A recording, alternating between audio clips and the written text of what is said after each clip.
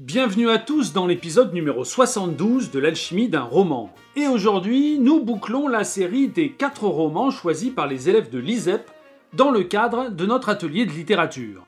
Et nous terminerons la série en fanfare avec aujourd'hui La promesse de l'aube de Romain Gary, un grand classique de l'après-guerre, un livre drôle, un livre émouvant et que tout le monde connaît, un livre dont on parle aisément parce qu'il est facile à étiqueter. La promesse de l'aube, c'est un hymne à l'amour d'une mère pour son fils. Et puis, on lit ce roman et on le referme avec l'impression qu'il est beaucoup plus profond qu'il n'en a l'air, qu'il est beaucoup plus grave derrière son humour permanent.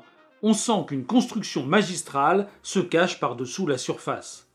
Heureusement, nous avons nos outils alchimiques, et je vous propose de décortiquer ce chef-d'œuvre ensemble et d'en séparer l'eau, le style qui s'écoule, de la terre, le milieu où le roman prend racine, de l'air, la fiction qui nous élève, et du feu, le message qui brûle derrière les mots.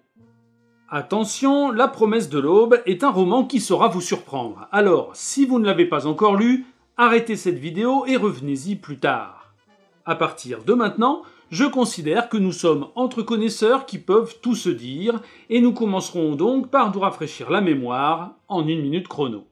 La promesse de l'aube est l'histoire de Romain. De Romain qui ? De Romain Gary, né Cassève, l'auteur même de ce roman, et qui nous raconte sa vie. Il nous raconte l'amour de sa mère, Nina, une femme admirable, entièrement dévouée à la grandeur de son fils. Tu seras un héros, tu seras général. Et toute sa vie, le brave Romain essaiera d'être à la hauteur des rêves de sa mère. Une mère qui renonce à tout pour lui offrir les meilleures chances. D'un appartement de Vilnius, ils déménagent en Pologne, puis ils émigrent en France, à Nice. Romain s'essaie à tous les arts, à tous les sports, il ne néglige aucun effort, mais il ne décolle jamais de sa vie ordinaire. La santé de Nina se dégrade, Romain sent qu'il n'a plus beaucoup de temps, il doit devenir célèbre avant qu'elle meure. Et puis c'est la guerre. Romain s'engage dans l'aviation. Mais là encore c'est l'échec. Il est le seul de sa promotion à ne pas devenir officier. Il n'est pas envoyé au combat, la France capitule, il déserte, il cherche à rejoindre la France libre en Angleterre, et ses efforts désespérés sont soutenus par les courriers réguliers de sa mère. À la fin de la guerre, de retour à Nice, il découvrira qu'elle est morte depuis 3 ans et qu'elle avait rédigé toutes ses lettres à l'avance pour le soutenir le plus longtemps possible et ne pas le décourager. Oh, en voilà une belle histoire, avec un twist final qui ferait merveille au cinéma.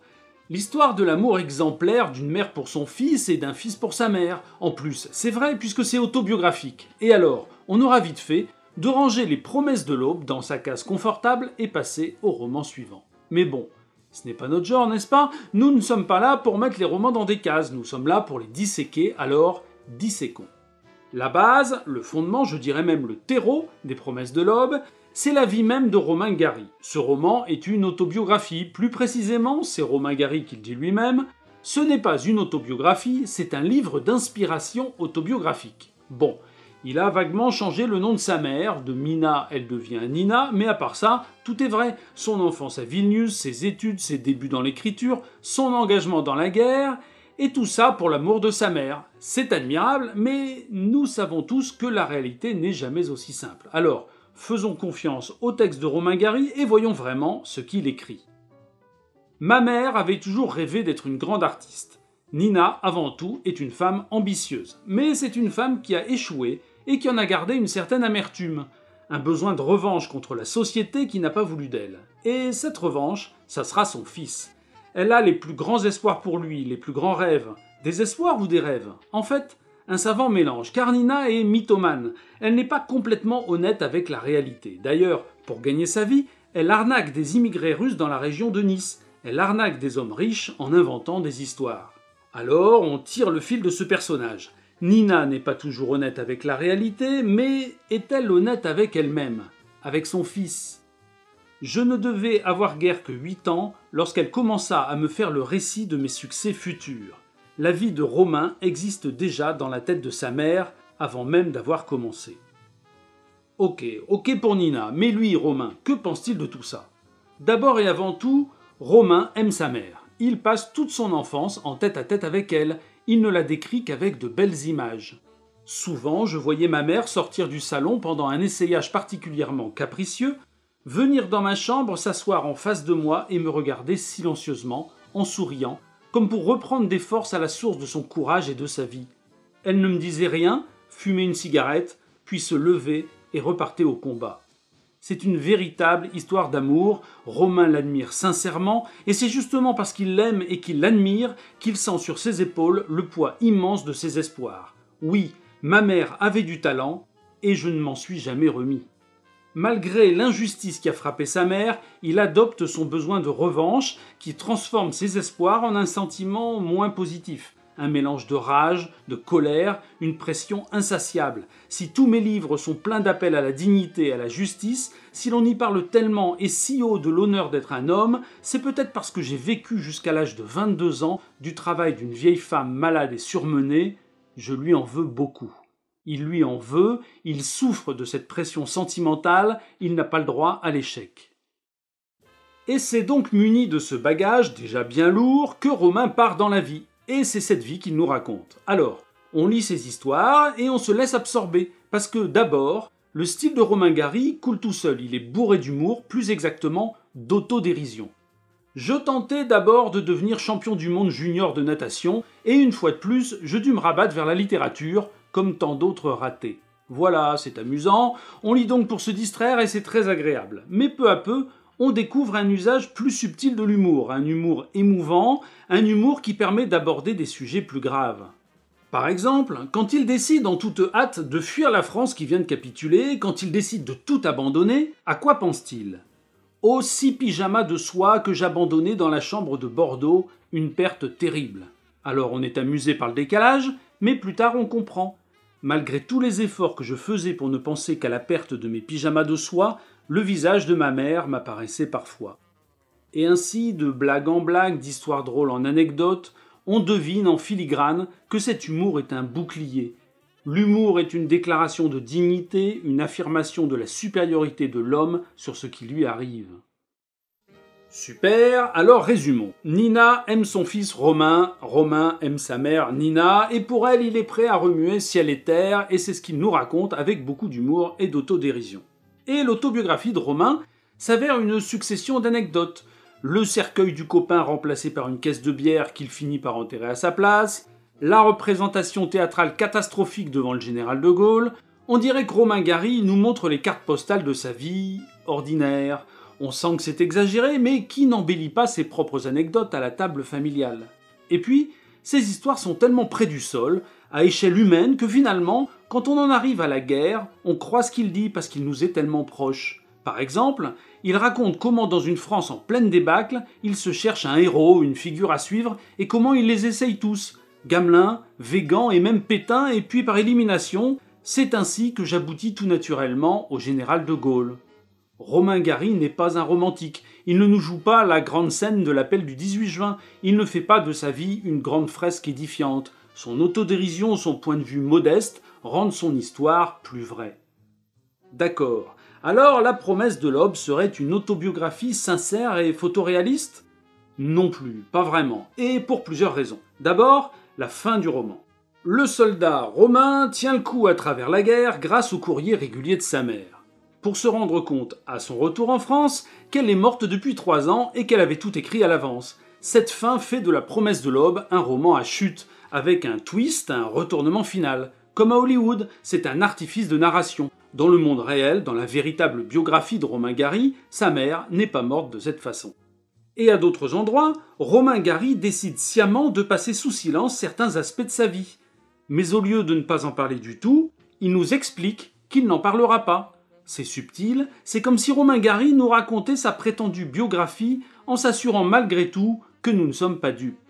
Alors, il embellit la réalité, il l'enveloppe de son humour protecteur, il rend la fin mémorable, mais pourquoi fait-il ça ? Pourquoi ne se contente-t-il pas d'une vraie biographie ? Eh bien, parce qu'il est romancier. Romain Gary est un romancier et La promesse de l'Aube est son chef-d'œuvre. Au début de son livre, il nous raconte l'histoire de son copain Pastèque. À l'issue d'une expérience magique à la limite de la messe noire, Pastèque lui donne le pouvoir d'exaucer un vœu.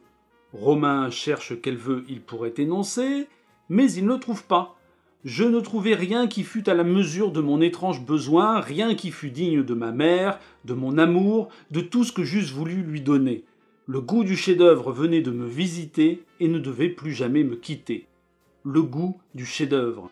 Romain raconte la même histoire plus tard, sous une autre forme, quand il explique qu'il voulait devenir jongleur. Il s'entraîne avec des balles, 3 balles, puis 4, puis 5, mais il n'arrive jamais à jongler avec 6 balles. Il s'arrête là et toute sa vie il se sentira frustré de ne pas avoir dépassé le seuil de la 6e balle, la quête de l'inaccessible comme le sont les espoirs et les rêves de sa mère.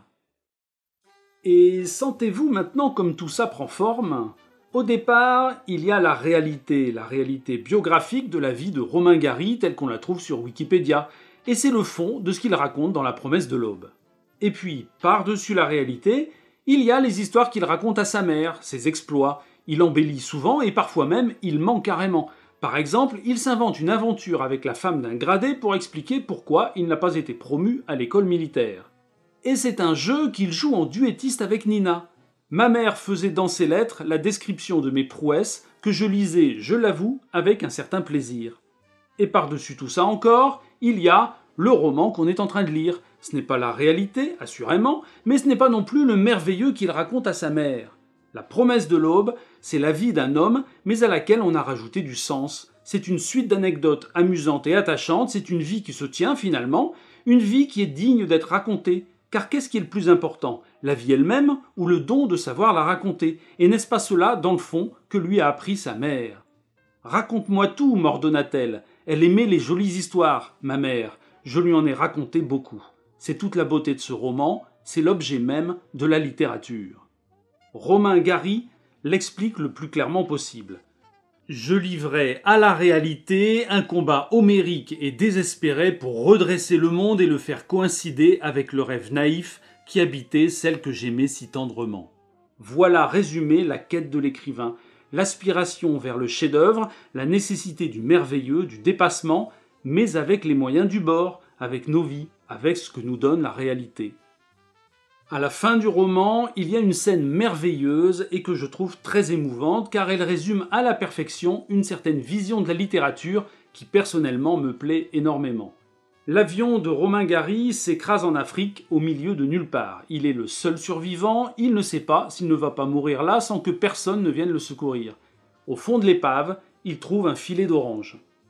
Je me revois encore debout à côté de l'avion brisé, jonglant avec 5 oranges malgré les larmes qui me brouillaient parfois la vue.